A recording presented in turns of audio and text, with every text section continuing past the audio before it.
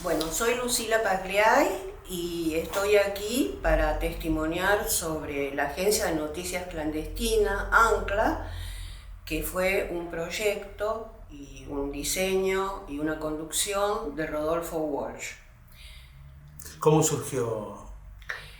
Bueno, surgió dentro del ámbito de Montoneros, ¿no? Fue digamos, un instrumento, un arma de combate, ¿no? De Montoneros, en un momento en que, bueno, estaba el proceso de reorganización nacional y había un bloqueo informativo, aparte de toda la represión que empezó inmediatamente, incluso antes, ¿no? Empezó. El bloqueo informativo era brutal y entonces Walsh pensó que en ese momento era importante hacer otro tipo de comunicación que estuviera separada de la prensa partidaria, digamos, ¿no? De Montonero, que por supuesto era, digamos, nunca ha sido demasiado efectiva fuera de la organización, ¿no? Entonces decidió que el modelo podía ser una agencia de noticias clandestina y nos convocó a Carlos Aznares, bueno, a Lila Pastoriza, a mí y a Eduardo Suárez, que era periodista del Cronista Comercial, ¿no? ¿Y cómo los conocía ustedes? ¿Militaban juntos? Bueno, en realidad nosotros, los tres primeros, es decir, Lila, Carlitos y yo, estábamos, ya hacía como 1 año y medio que estábamos trabajando con Walsh en el área de informaciones de Montoneros, que de alguna manera hacíamos lo mismo con respecto a la búsqueda de información clave y para moverse en el panorama político, ¿no? ¿Ya estaba la dictadura o fue antes? No, antes, justamente, antes. Por eso iba a decir que todo eso era más o menos el mismo tipo de búsqueda de información, más fácilmente lograble, por supuesto, pero eran informes que hacíamos para la conducción. O sea, eran informes internos en lo que se llamaba el área federal, que era como una especie de los ministerios, digamos, ¿no? de la organización, que cada organización tiene un área de ese tipo, ¿no? O sea, ustedes los convoca a Walsh porque ustedes estaban en ese grupo y eran ustedes... No, al revés, él nos convoca Sí. a ese grupo de Sí. informaciones. Ajá. Y después, a partir de la llegada, del advenimiento del golpe del 76, es que él yo recuerdo el momento en que vino y nos dijo, acá hay que hacer tal cosa, es decir, ¿no? Y nos contó cómo tenía que ser y nos dice, ¿la hacemos? Y entonces, por supuesto dijimos, sí, pero en realidad era una orden, ¿no? Porque, Claro. Bueno, y ahí lo incorporó a Eduardo Suárez, que estaba trabajando en el Cronista, era un periodista que trabajaba en el Cronista. Nosotros ya trabajábamos dedicación exclusiva, por así decir, en informaciones, ¿no? Habíamos dejado nuestros trabajos en la calle, por así decir, ¿no? ¿Y quiénes tenían formación periodística? Bueno, Carlos Aznares, Lila Pastoriza, y yo no, porque yo soy egresada de letras y era la única no periodista de todos ellos, ¿no? ¿Y Walsh sabía eso? Sí, claro, sí. Walsh cuando me convocó, cuando me convocó para informaciones, a mí en realidad el que me introdujo en el tema de informaciones de Montoneros antes de que se creara informaciones como departamento, por así decir, porque Walsh lo creó, ¿no? Fue Pablo Sirz, el documentalista, el que fue compañero y tuvo una hija con Rita Stantic, ¿no? Esa es la historia que cuenta ella en la película Un muro de silencio, ¿no? Con Lita Stantic. Sí, Stanti. Sí. ¿Yo qué dije? ¿Cuál? Rita. Rita. Bueno, una característica mía eterna, y ahora se imaginan que es confundir los nombres. Bueno, Lucila, pero ustedes no sabían quiénes los nombres verdaderos de cada uno. no, yo no sabía los nombres de ellos porque yo era outsider en eso, Claro. es decir, yo no era periodista, no me movía en el ambiente que se movían ellos, yo me movía en el ambiente académico, es decir, yo vengo de una trayectoria de militancia en la universidad, ¿no? Y primero como estudiante y después como docente del último orejón del tarro, porque todavía era muy joven en ese momento, ¿no? ¿Y a Walsh, fuera de ese ámbito, vos lo conocías de No, nombre o de...? Walsh pasó esto. Bueno, él me convocó, ahí voy, porque yo, Pablo, como sabía que yo manejaba archivos por la cosa de letras, uno maneja mucho información y búsqueda y todo eso, ¿no? Me trajo una bolsa, pues yo lo conocía por otros amigos, me trajo una bolsa así grande, de esas de consorcio, llenas de cassettes. Y entonces me dijo, queremos hacer el archivo sonoro de Montoneros. Uf. Entonces yo organicé eso, que estaban desde los discursos de Perón en la Resistencia hasta las grabaciones de los Born, es decir, en el cautiverio, ¿no?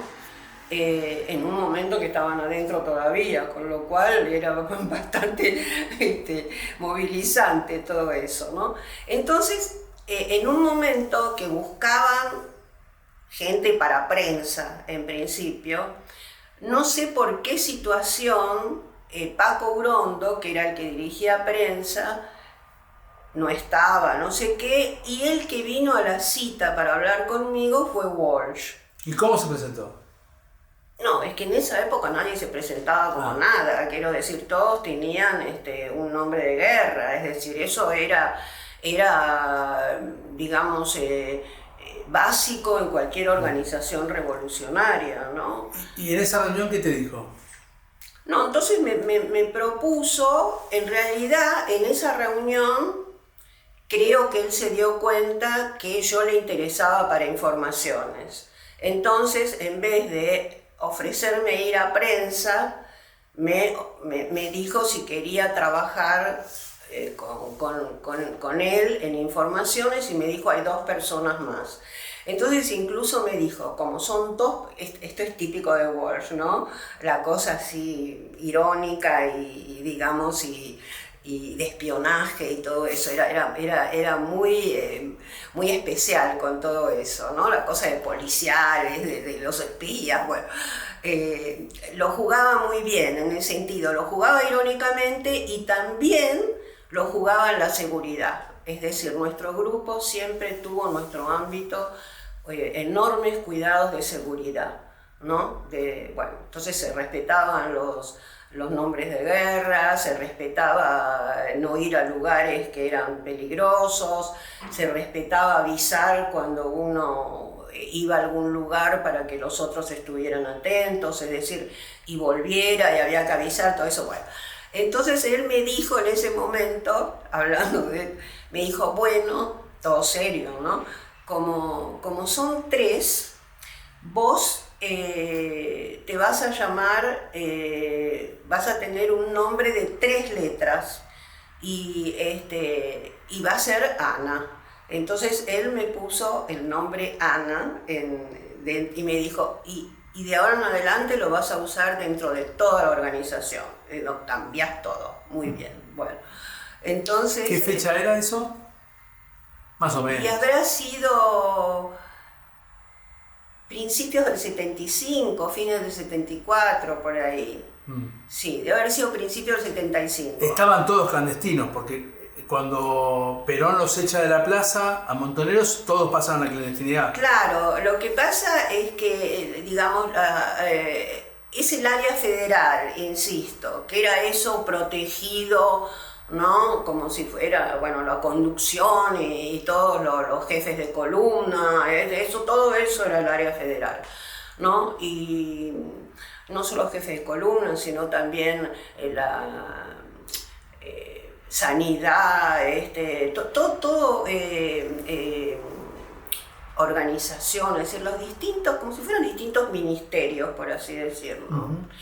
Y que después hemos tenido bastantes, nosotros fuimos un grupo muy crítico con la organización, ¿no? Y con la conducción, el grupo de ancla y de informaciones, ¿no? Empezando por Walsh, ¿no? Que era el que, como ustedes saben, escribió los papeles de Walsh, los llamados papeles de Walsh, y los documentos críticos que elevó a la conducción, y que la conducción nunca, yo creo que mi opinión es que no lo leyó el directo, ¿no? Por lo menos no les hizo caso.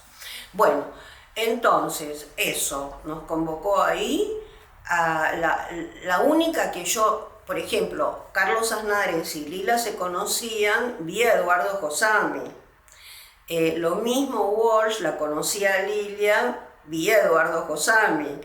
Y que es el marido, ¿no? Uh-huh.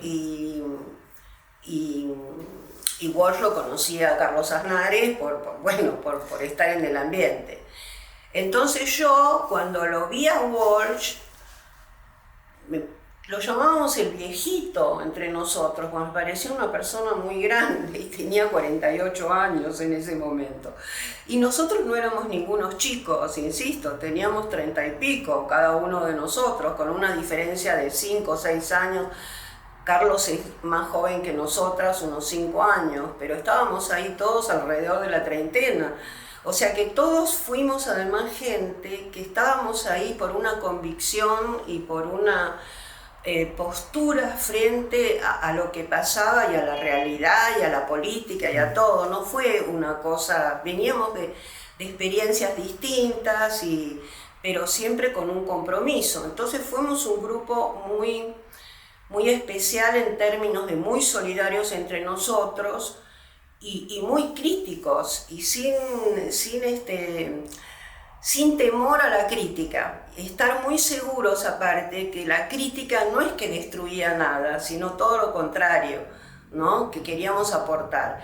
Y en eso tuvimos un jefe que era Walsh extraordinario, porque Walsh, nosotros teníamos un local, es decir, funcionábamos como se funciona siempre en cualquier organización revolucionaria, sobre todo en esa época ya, ¿no?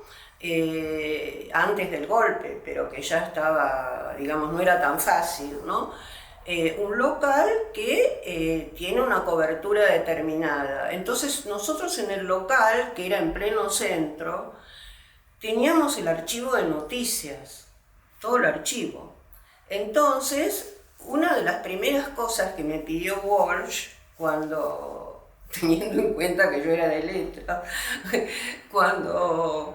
cuando empezó a crear informaciones, me dijo, bueno, en la reunión de ámbito, como se llamaba, que era una vez por semana, donde teníamos discusión política, ¿no? Además de la organización del grupo y todo eso, del trabajo.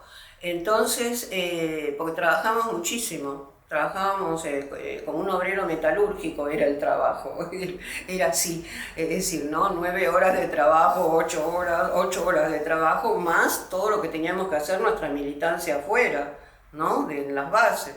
Bueno, entonces ahí él me dijo, bueno, hay que buscar una cobertura. Entonces se le ocurrió que podíamos hacer una enciclopedia, decir que íbamos a hacer una enciclopedia porque para justificar el archivo de noticias y que estábamos ahí, ¿no? Todo el día. Entonces se llamaba Enciclopedia Integral Argentina. Entonces me dijo, me encargó a mí, me dijo, ¿por qué no haces el proyecto? Entonces yo hice el proyecto. Y la verdad que salió tan bien con cifras, con todo, ¿no? Y todo desplegado, los distintos tomos, y qué sé yo. Salió tan bien que cuando lo llevé y lo hablamos entre todos, Walsh dice, ¿y si lo hacemos? Además lo fui a registrar ¿cómo se llama? Derechos de autor, estuvo ahí, ¿no? Y entonces lo teníamos adelante, había un cartel. Ahora voy a contar algo que es importante, que es la tecnología. Había un cartel, era un edificio de oficinas, nosotros estábamos en el primer piso. Entonces uno entraba, había una mampara y había un cartel a mano, escrita a mano, dibujado así grande, pero que decía Enciclopedia Integral Argentina, ¿no? Entonces, un día, porque era un local, era una época antes del golpe, ¿no? Que los jefes superiores tenían abierto, es decir, sabían dónde estaba y podían entrar en cualquier momento. Entonces, claro, nosotros ahí convivimos con la conducción, con todos los jefes de columna, a quienes cacheteábamos todo el tiempo, es decir, le decíamos lo que pensábamos y no sé cuánto, ¿no? Bueno,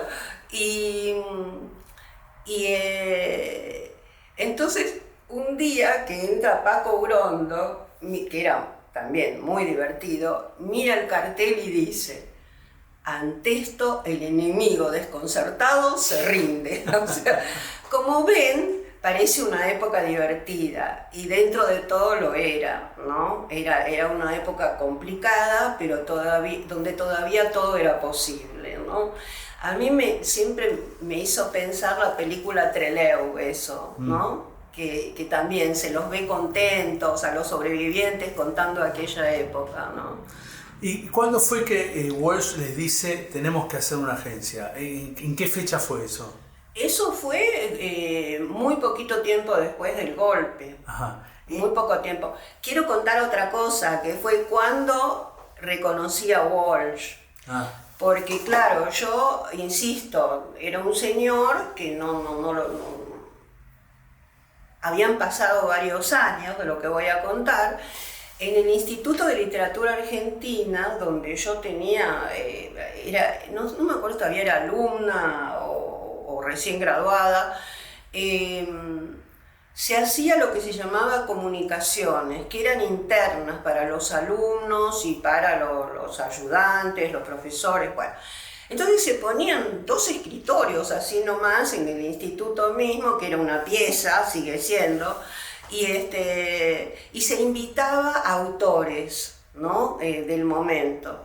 Entonces en ese momento, que estoy contando muchos años antes de esto de verlo a Walsh en Montoneros, se había estrenado La Granada de Rodolfo Walsh, ¿no? Y el actor, creo que era, ahora vos me vas a corregir seguro, Julio de Gracia. ¿Puede ser? Puede ser.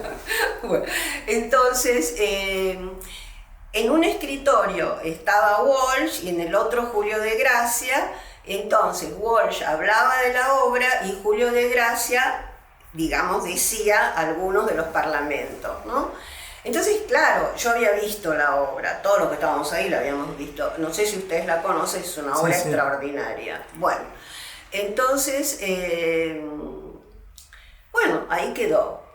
Entonces, pasado el tiempo, cuando yo ya estaba trabajando con él en informaciones, le dije, mira, así toda temerosa, ¿no? Le dije, mira, yo creo que te conozco. O sea, me empezó a caer el 20, ¿no? Decir, yo a este hombre lo conozco. Yo creo que te conozco. Y entonces me dice, él era muy, muy rígido con la seguridad, como digo, ¿no? De los nombres, de esto, bla, bla, bla. Entonces le dije, yo creo que vos sos Rodolfo Walsh y que yo te vi en La Granada, no sé qué. En vez de decir que hubiera sido lo habitual, ¿no? Ay, qué macana, mira, ahora sabés quién soy. Me dijo, ay, sí, claro que sí, todo contento. Porque en realidad, esa es lo que yo digo siempre, habiéndolo conocido esos años a Walsh, Walsh es fundamentalmente un escritor que subordinó esa pasión visceral de él a un proyecto revolucionario durante unos años, ¿no? Y que lo recupera con la famosa carta, ¿no? De un escritor a la Junta Militar, cuando él se asume de nuevo como el escritor, ¿no? Bueno. Lucila, ¿y cómo les describe el trabajo? Ustedes, ¿cómo les dice? Vamos a hacer una agencia de noticias. Claro, vamos a hacer una agencia de noticias. Lo primero es que nos tuvo que enseñar que era una agencia de noticias. No hablo solo de mí, que no soy periodista y por lo tanto, por ejemplo, no tenía ni idea la palabra lead, ¿no? Era la bajada y todo eso, nada de eso. Bueno, pero tampoco ni Carlos, ni Lila, ni el Negro Suárez, es decir, porque no habían trabajado. El Negro por ahí tenía un poco más de idea, pero no habían trabajado en una agencia, habían trabajado en redacciones, ¿no? Y entonces lo primero fue enseñarnos qué era una agencia, cómo se hacía un cable, qué significaba hacer un cable normalmente, que tenía que ser corto, que además tenía, bueno, eso, cómo se escribe un cable, ¿no? Eso que digo de el lead, es decir, poner de qué se trata y después desarrollarlo, pero corto, ¿no? Y después los cables especiales, que eran informes especiales que hacían especialistas en eso, gente que acercaba, colaboradores que acercaban los cables, nosotros le dábamos la forma, pero que acercaban todo el tema a los cables especiales. Y además lo que él insistió muchísimo desde el principio fue el tema del lenguaje. Es decir, el cuidado del lenguaje fue central en Ancla. Es decir, era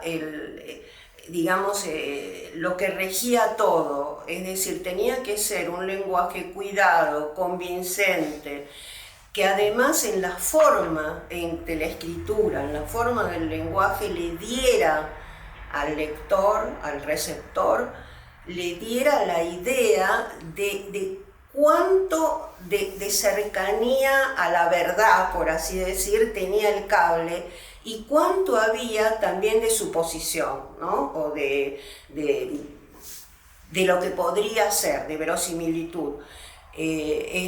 O sea, nunca engañar, apuntar a la inteligencia del lector, ¿no? Además hay una cosa que, bueno, el tema del nombre me parece que es importante, que eso también lo dijo encantado, ¿no? Que con razón lo del nombre que había inventado, que era Agencia de Noticias Clandestina, no Agencia Clandestina de Noticias, Agencia de Noticias Clandestina, para dar la sigla ANCLA. Entonces, en esa creación del nombre, yo creo que se cifra esto que estoy diciendo del lenguaje y de la inteligencia del lector, ¿no? Es un nombre honesto, es decir, si se lo despliega, dice exactamente lo que es. Es una agencia de noticias clandestina. Bien. Ahora, el nombre Ancla, la sigla resultante, es un guiño. Es decir, era un nombre que apuntaba a una realidad que era la competencia entre los servicios de inteligencia de las distintas fuerzas, la desconfianza que había entre ellos, las tensiones entre las Fuerzas Armadas. Entonces, eso fue realmente extraordinario, ese nombre, porque Lila Pastoriza, que fue secuestrada en junio justamente del 77, Carlos Aznares y yo salimos del país a principios de mayo del 77, para llevar la agencia al exterior, y Lila se queda un mes para organizar el flujo de noticias con la gente que quedaba, cómo podían hacer. Y en ese mes la secuestran, ¿no? Que ahí decíamos con Carlos, no la teníamos que haber dejado sola, porque fue una cita que realmente no tenía que haber ido. Esta decisión de que vos te vayas y que Lila se quede organizada, ¿se toma cuando ustedes se enteran de que cae Walsh? No, nosotros seguimos acá. Walsh cae en marzo. El 24 de marzo del 77. ¿Y ustedes cuándo se enteran de eso? Y nos enteramos, yo te voy a decir una cosa increíble. Cuando todo esto volvió a empezar, ¿no? que fue la primera publicación que se hizo de los cables de Ancla, que la hizo Horacio Berbisky, sí. bueno, que nos llamó a nosotros, porque como Horacio estuvo muy poco, nos llamó a nosotros para si es que queríamos firmarlo, me acuerdo. Y entonces dijimos que de ninguna manera cómo íbamos a firmar algo que había sido hecho en un colectivo y todo eso, ¿no? Pero una de las cosas que empezamos a pensar con Carlos, y con Lila y yo, ¿no? Que hemos seguido muy visceralmente relacionados, yo particularmente con ellos dos, ¿no? Y no recordábamos el momento en que nos habíamos enterado. Ninguno de los tres nos acordábamos dónde estábamos, qué hacíamos, cómo nos habíamos enterado, quién había hecho el cable, porque hay un cable de ancla diciendo al escritor. No recordamos ninguno de los tres. ¿Ustedes tres eran los redactores, los únicos redactores? Sí. Ok. ¿Y la información de dónde la sacaban?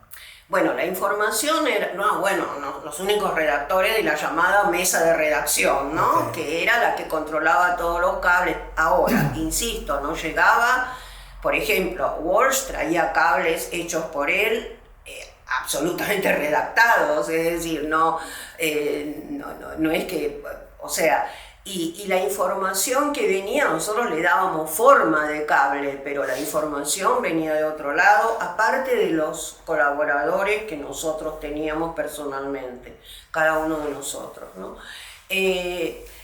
Bueno, Walsh decía algo, y esto tiene que ver con cómo conseguíamos la información, que el 90% de la información es pública y que está sobre los papeles, por así decir, y ahí voy a decir algo que lo vengo arrastrando y no lo dije, de la tecnología. Aunque parezca Matusalén y la prehistoria, era una época en que no había celular, no había computadoras, no había, las fotocopiadoras estaban solamente en la zona de tribunales y era complicado ir a hacer fotocopiadoras públicas en la zona de tribunales, no se podía hacer eso. Los cables se imprimían a mimeógrafo, no había, las casas no tenían teléfonos, era escasez de teléfonos fijos, ¿no? Y los teléfonos públicos, más del 50% estaban destruidos. Con lo cual las comunicaciones eran muy difíciles, ¿no? ¿Y cómo distribuían la información? Bueno, ahí voy. Entonces, por eso dije sobre los papeles, porque era la época del papel, ¿no? Además hacíamos los cables en papel Biblia, para poder meterlos en sobres que no pesaran mucho y todo eso, ¿no? Bueno, entonces la información se conseguía, como decía Walsh también, y hasta que se cortaron las líneas de transmisión, ¿no? con la represión, se conseguían desde la base de la organización, es decir, desde la calle. La gente veía operativos, veía cómo pasaban cosas, alguien lo contaba, eso lo transmitía, y estaban las líneas que llegaban hasta nosotros, llegaba hasta la redacción, ¿no? Y después la otra fuente, como el 90% está sobre los papeles, era leer todos los diarios, todas las revistas, las necrológicas, ir a buscar, por ejemplo, las guías de sociedades anónimas, las cuestiones sociales, es decir, todo tipo de información publicada que parecía lo más peregrino posible, y sin embargo ahí se encontraban líneas de quién estaba con quién, a dónde había ido, qué era lo que pasaba, aparte de, por supuesto, los discursos militares, ¿no? Que, por ejemplo, les voy a contar algo. Cuando estábamos en informaciones, yo me encargaba de los discursos militares, ¿no? De leer los discursos militares. Antes del golpe, había un cambio, se empezó a producir un cambio en los discursos militares. Es decir, no puedo decir que dijimos va a haber un golpe ya al día tal, pero que estaba pasando algo digamos, en la cúpula militar, se veía en los discursos, es decir, se veía quién era quién, cómo estaban obteniendo distintos poderes, etcétera, etcétera, ¿no? Bueno, entonces leíamos todo, insisto, más informantes que había. Los conscriptos fueron informantes muy claves, muy claves. Y Tarnopolsky, por ejemplo, Tarnopolsky, que estaba en la ESMA, él pasó enorme cantidad de información y bueno, que le costó la vida, ¿no? Porque lamentablemente el tema de los conscriptos era que tenían que volver al lugar, ¿no? Donde estaban, salvo cuando se podía ver que hubo muchos, que la situación se ponía muy compleja, entonces no volvían, desertaban, ¿no? ¿Y los cables cómo los distribuían? ¿Cómo los Bueno, llevaban a los cables, armábamos los cables según el modelo, ¿no? De los cables y los teníamos que copiar en stencil, el stencil ponerlo en el mimeógrafo, un mimeógrafo que no hiciera ruido, porque si no llamaba la atención, y salían en papel biblia. Entonces los metíamos nosotros en sobres, paréntesis, Ancla no se volanteó, es decir, no era, bueno, vamos, no, era muy específico, a una lista, un mailing, que ahora se llama mailing, un mailing que no era mailing, un mailing muy acotado a periodistas, a las redacciones de los diarios y a gente con posibilidad de distribuir la información en el flujo de la oralidad con algo de importancia, ya fuera amigo o enemigo. Entonces, el primer trabajo fue conseguir todas esas direcciones, no de los diarios, que era fácil, o de los periodistas que los conocían, pero sí de empresarios, de la iglesia, también de científicos, de lo que fuere, ¿no? Digamos. Entonces, se metían esos sobres, nos los repartíamos nosotros, qué sé yo, no más de 30 sobres cada uno, en unas bolsas de mercado, de cualquier cosa, y los llevábamos a los correos, lejos del lugar donde trabajábamos, y aunque parezca una pavada, ese traslado era realmente una operación, es decir, había pinzas todo el tiempo, entonces te agarraban con esos cables y o sea, esa pavada, ¿no? De llevar más allá del lugar, de todo eso, era un riesgo enorme. Se hacía, quiero decir, no, porque además, por ser más grandes, y yo creo que por eso además Walsh nos eligió con el espionaje y todo eso, nunca tuvimos un physique du rôle del militante típico, sino que éramos más que nada, no parecíamos conspirativos para nada. Entonces eso también ayudó, creo, ¿no? Por ejemplo, yo una vez estaba con un auto llevando, ni me acuerdo qué, y había una pinza. Entonces yo, ¿qué hice? Agarré el auto directo, se lo puse al policía adelante y le dije, ¿qué pasa? Por favor, ¿a dónde vamos? No sé cuánto. Y me dijo, no, se está haciendo un control. Ah, bueno, y me dejó pasar, digamos, ¿no? Pero por supuesto, insisto, por el tipo físico, la actitud que teníamos además, ¿no? Por eso creo que también a Walsh le interesó esta cosa de nosotros como éramos. Bueno. ¿Y cómo era trabajar con Walsh? Bueno, Walsh era un gran jefe, nada complaciente, nada complaciente y muy bancador, las dos cosas. O sea, exigente, terrible. Una vez me acuerdo cuando estábamos en informaciones, ya no dábamos más porque además militábamos en las columnas, cada uno de nosotros en distintas columnas. Y que nos retiraron, cuando vino el golpe, nos retiraron de las columnas por seguridad y nosotros dimos el debate que fue premonitorio, ¿no? Que la organización se iba a cortar de la gente y del pueblo y de lo que pasaba y qué sé yo. Bueno, entonces, pero Walsh insistió con el tema de la seguridad. Entonces, insisto, en el momento en que todavía se podía ir a las columnas, era tal el cúmulo de trabajo que nos daba, y de trabajo quiero decir, bueno, este tipo de cosas, porque también buscar información, ir a no sé dónde, venir, qué sé yo, la cita tal, no sé cuánto, bueno, que escribir los informes en ese momento, que me acuerdo que hicimos con hojas de... Esto todo parece realmente una estudiantina, ¿no? Lo que voy a contar. Pero realmente éramos gente grande y todos estábamos... Bueno.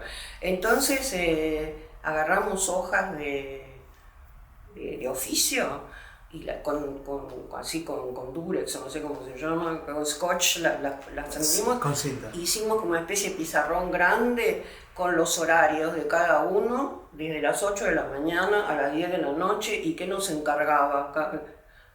No alcanzaba, o sea, mostrándole que no alcanzaba. Entonces él ahí, cuando entró y vio, se lo pusimos así, esa especie de pizarrón, cuando entró dijo: ustedes han desarrollado la retórica del llanto. Cosa que era verdad, vivíamos quejándonos, pero como decía Josecito Lewinger, sí, que fue durante un tiempo jefe de Walsh, entonces venía todo el tiempo, Jorge Lewinger, sí. ¿No? Bueno, como decía, bueno, ustedes son insoportables, pero trabajan, cumplen, son de hierro, pero éramos realmente un grupo muy especial, ¿no? Y comandados por Walsh y favorecidos por la actitud de Walsh, que no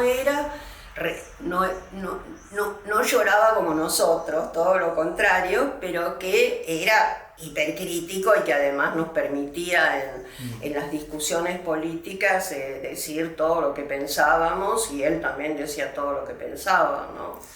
Y además del trabajo y de esta cosa por la seguridad, ¿cómo era Walsh? ¿En lo humano, en la personalidad? Era distante, insisto, como jefe, hasta que había algún problema.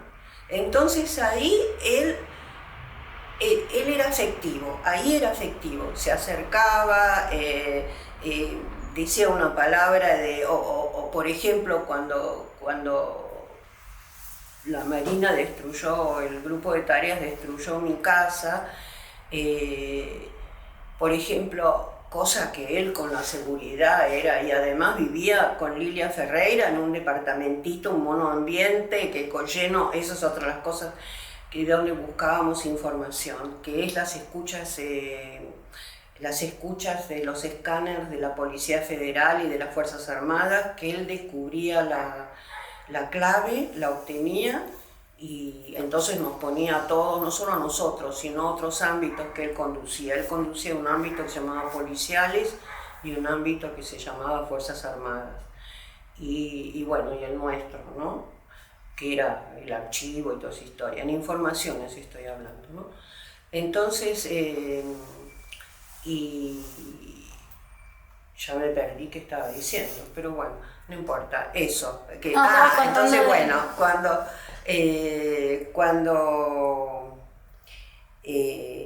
por ejemplo, cuando lo mataron a Sergio Puigros, que yo tenía por militancia, pero también por afecto, tenía una relación muy cercana con él, ¿no?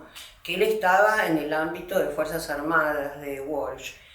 Y yo giraba entre esos, giraba en las citas, me refiero, me encontraba con ellos y qué sé yo, ¿no? Bueno, y por ejemplo, cuando a él lo mataron, yo me acuerdo que él se acercó a mí y me dijo: mira, todo compañero es una pérdida, muy importante, pero yo sé que para vos, Federico se llamaba, es una pérdida especial, ¿no? Y me abrazó así, quiero decir, tenía esos gestos. Ibas a contar cuando bueno, tu casa. cuando por ejemplo, eso que vivían en un monoambiente, no sé qué, él me dijo, si no tenés dónde ir, venite a mi casa. Es decir, cosa que era, viste, como... ¿Era el departamento de acá del Botánico? No tengo idea dónde está. Supongo que sí, porque además se encontraba en el Botánico con sus hijas. O sea, que caminaban por el Botánico con sus hijas.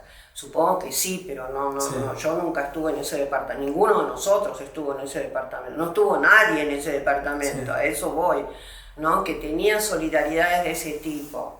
Y después, claro, era, por ejemplo, una de las cosas que nos dijo cuando empezamos con Ancla, era que teníamos que leer La Orquesta Roja, ese libro de espionaje, porque él, bueno, eso, lo que dice Orquesta Roja, ¿no? Que es, si uno cae, hay que tratar de sobrevivir bien, es decir, sin delatar, si es posible, ¿no? Si es posible.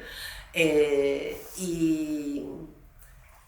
tratar de jugar adentro para conseguir información y sacarla de alguna manera, ¿no? Que de alguna manera es lo que hizo Lila Pastoriza cuando estuvo en la ESMA y logró salir. Ella recuperó los papeles de Walsh y bueno, y todas las cosas. Una cosa de Ancla que contó Lila es que cuando ella cayó, los marinos estaban fascinados con Ancla, fascinados, y seguían insistiendo en que no podía ser, que todavía desconfiaban de que hubiera algún servicio en el medio, ¿no? De los otros, por supuesto, ¿no? ¿Y vos la continuaste con Carlos en el exterior? No, el tema fue sí, no, Carlos se fue, salimos juntos, pero en Río nos dividimos. Él se fue a Madrid y yo me fui a París. Y lo que sí estuvimos todo el tiempo en conexión, yo iba todo el tiempo a Madrid y él venía todo el tiempo a París.